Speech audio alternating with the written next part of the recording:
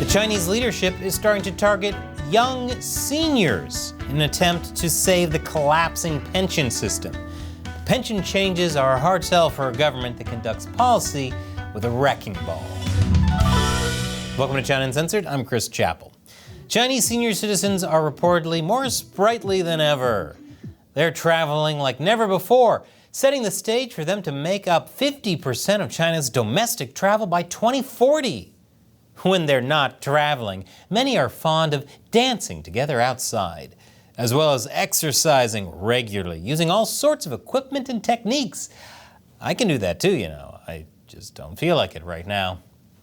According to Chinese media, some senior citizens have even begun to engage in bizarre fitness trends like crawling on all fours, headbutting trees, and striking their groins with metal implements, reportedly as a way to enhance resilience and endurance.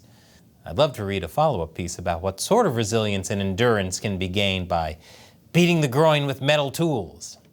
In any case, there's recently been a lot of state media attention directed at the active lifestyles of Chinese seniors.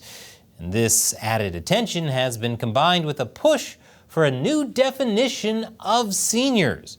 In May, a Chinese economist and former official called for the country to adapt to the era of longevity by reclassifying people between the ages of 60 and 70 as the youthful elderly or young seniors, those between the ages of 70 and 80 as the moderately elderly, and those over the age of 80 as the elderly elderly.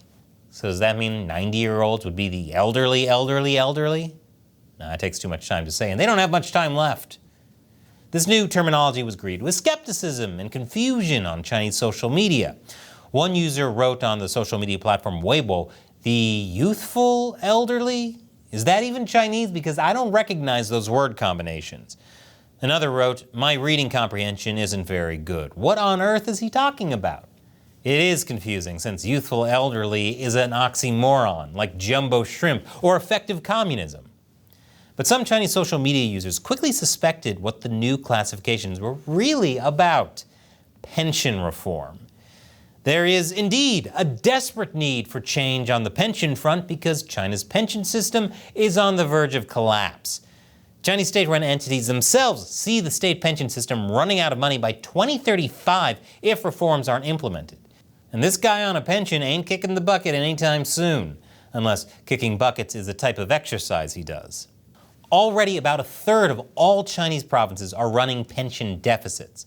So for many, it didn't come as a surprise when a Chinese news report followed up on the new senior citizen terminology with the incredibly unwieldy hashtag, "Experts say we must support the re-employment of elderly workers from ages 60 to 70. Then in July, the Chinese government took a big step down the same road with a published resolution saying that we will advance reform to gradually raise the statutory retirement age in a prudent and orderly manner. That essentially means that China will raise the official retirement age at some point in the near future. I'm not a fan of forcing people to keep working into their youthful twilight years, but if that's the case, then dibs on hiring this guy as my personal trainer and bodyguard. But while there might be a sense that a pension reform is needed, news of the resolution text was received with a lot of booing across Chinese online spaces. One Weibo user described the whole government setup of a retirement age increase as Chinese people being reduced to frogs that are slowly boiled alive. Another wrote, "Have you asked the public to weigh in? Serve the people is a joke of cosmic proportions." Well, communism is a joke, and it's the people who get the punchline. Obviously, such comments and many more like them were quickly deleted from the Chinese internet by censors. But before the posts were removed, a lot of Chinese netizens managed to point out that the Chinese Communist Party is talking about raising the retirement age at a time when youth unemployment is sky high in China. Maybe not the best move. If Chinese seniors will have to stay longer on the job market, that could make it even more difficult for young Chinese people to find a job. Some Chinese cities report that only 40% of new university graduates are finding employment. At the same time, many senior citizens are already struggling under the current pension system. According to my favorite state-run media, the Global Times, a Chinese survey found that nearly 70% of Chinese elderly intend to return to work after retirement. which is absolutely 100% the truth, not a gimmick to make the CCP's plan look better. Look, see, they were going to do it anyway. For real though, some seniors have talked openly about returning to work, saying that their pension simply isn't enough for them to make ends meet. And even though the Chinese authorities can boast of near universal pension coverage in China, under the current pension system, it's very unevenly distributed, with retired former urban salaried employees receiving an average monthly basic pension of about $470, while rural and migrant workers receive as little as $25. For China's nearly 300 million migrant workers, the low pension payouts mean that their primary source of pension funds will be what they're able to put aside themselves through their own work. But much of the work carried out by China's migrant workers is badly paid, leaving many of them in a situation where they have to continue working way past their 60s. And they are not exactly engaged in jobs that are gentle for seniors. Many migrants are construction workers, sanitation workers, porters, and couriers. So with a comfortable retirement already a far-fetched dream for both young and old in China, it's no wonder that there is strong opposition to pension changes that could make the situation even worse. In fact, pension-related cuts are so unpopular that in a country where the authorities crack down hard on protests and protesters, scores of Chinese seniors nonetheless took to the streets in protest last year in the cities of Dalian and Wuhan after the local governments cut medical benefits for retirees. Because what's the CCP gonna do? Imprison them? Thanks for the free housing and meals my pension can't afford. From an outside perspective, however, the Chinese aversion to pension reform, and particularly to raising the retirement age, can seem extreme considering that the official retirement age is currently set at 60 for men, and 55 for female officials, and 50 for female workers. That means China has one of the lowest official retirement ages in the world, because it wouldn't be a story about China if it didn't involve cruelty and lack of foresight. And for many white-collar Chinese, it's not that they can retire at 60 or 55. Many companies force them to retire once they reach that age, even if they would prefer to keep working. On top of that, as I mentioned before, there are major disparities between government pension payouts depending on whether a retiree is registered in the wealthy urban municipalities of eastern China or in the poor rural municipalities in other parts of the country. Because rewarding the wealthy bourgeois and sticking it to the poor is what communist revolutions are all about, right? Right?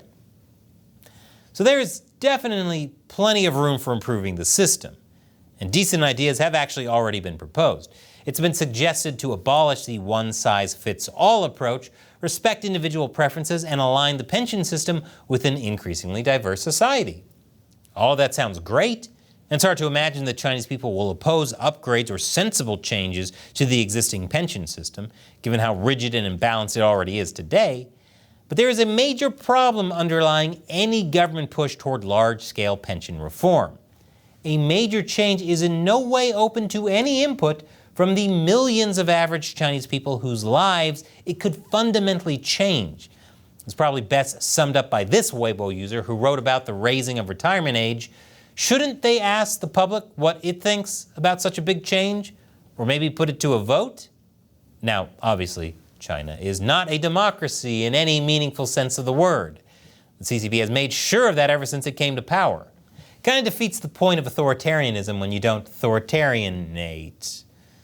I just realized I've never used that word as a verb before.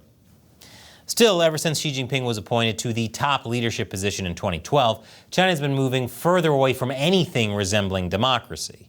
More and more power has been centralized into his hands in recent years, turning decision-making on a national level into an increasingly opaque affair centered around the central leadership closest to Xi.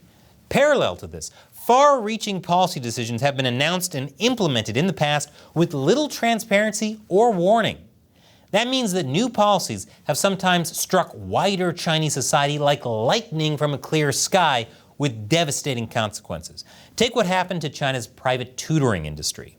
The $120 billion industry was hit hard when the Chinese government announced in July 2021 that for-profit tutoring would be barred in core subjects, a move that essentially outlawed most of the sector. This sudden regulation completely blindsided the industry, and it had a massive impact, since millions of people relied on the tutoring companies either for education or for employment. This is especially shocking because why wouldn't the CCP want a nation full of educated citizens capable of critical thinking? It's a mystery. Even more extreme was the implementation of China's infamous zero COVID policy, a signature policy of Xi Jinping since the pandemic began. The policy led to draconian lockdowns of China's urban centers, resulting in traumatic experiences for the urban population and allowing for senseless cruelty to become commonplace. For example, health workers in China killed pets while their owners were in quarantine. And COVID-positive babies and toddlers were separated from their parents and left unattended in hospital clinics.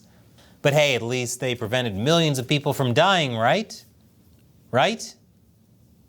On top of that, while the rest of the world abandoned the use of quarantines and lockdowns following large-scale vaccination rollouts, the Chinese government stubbornly held on to the zero-COVID policy, only to suddenly abandon it at the end of 2022. The sudden U-turn caught Chinese society completely off guard, and Chinese families soon found themselves scrambling to get elderly relatives out of the cities where infection rates surged out of control. In the middle of the chaos, the government declared a decisive victory over COVID. So with everything that's happened, it's not surprising that even Chinese people who support pension reform are on edge about what sort of life-changing retirement reforms are going to be sprung on them out of the blue in the near future. I think if I had been through the same sudden destructive policies that the Chinese people have been through in recent years, I would also think that maybe it's time to ask the Chinese public what it thinks about the next round of big changes, or maybe put it to a vote. Especially when it comes to something as fundamental as the reform of a country's pension system. Or, if I were a member of the youthful elderly, maybe I would invite fellow senior Xi Jinping to one of my workouts, so I could teach him how to vigorously strike his own groin with metal implements. You know, to enhance his resilience and his endurance. And now it's time for me to answer a question from a member of the China Uncensored 50-Cent Army. Fans who make this show possible by contributing on patreon.com/China Uncensored. Today's question comes from The Gunslinger. Do you think the persecution and neglect of its young people will lead to a crisis the CCP can't solve? With how generally dissatisfied the youth are, I can't imagine there being many of them willing to maintain the CCP apparatus once the old guard die out. Very good question, The Gunslinger. There's a lot of problem facing Chinese youth besides unemployment, like the fact that there are 30 million more men in China than women. So there is huge potential for unrest that could lead to the downfall of the CCP.